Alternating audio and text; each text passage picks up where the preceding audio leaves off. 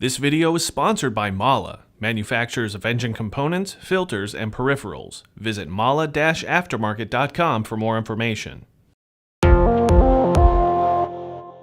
I'm Josh Cable, editor of Counterman. The average vehicle has hundreds of gaskets. They're in the engine, they're on the exhaust system, they're even used around the doors and windows. With so many gaskets on a vehicle, they probably sell themselves, right? Well, that's not always the case. In fact, many gasket sales can get overlooked because customers don't realize they need certain gaskets to complete a repair job. A great example is a leaky intake manifold gasket, which actually might require multiple replacement gaskets, not just the one that's leaking. The same goes for head gaskets. Replacing an intake manifold gasket or head gasket requires a lot of engine disassembly, which means more than one gasket usually needs to be replaced.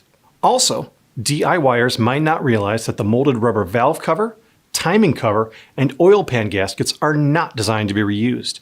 The same goes for carrier-style intake manifold gaskets. If you reuse one of these, it could leak coolant and/or vacuum. Exhaust manifold gaskets are especially leak-prone if they're reused after a cylinder head or exhaust repair. And reusing a head gasket is an even worse no-no. Once it's been torqued down, it can be permanently deformed and won't reseal properly if reused. In the next video, we'll talk about some more gasket sales opportunities. I'm Josh Cable. We'll see you next time.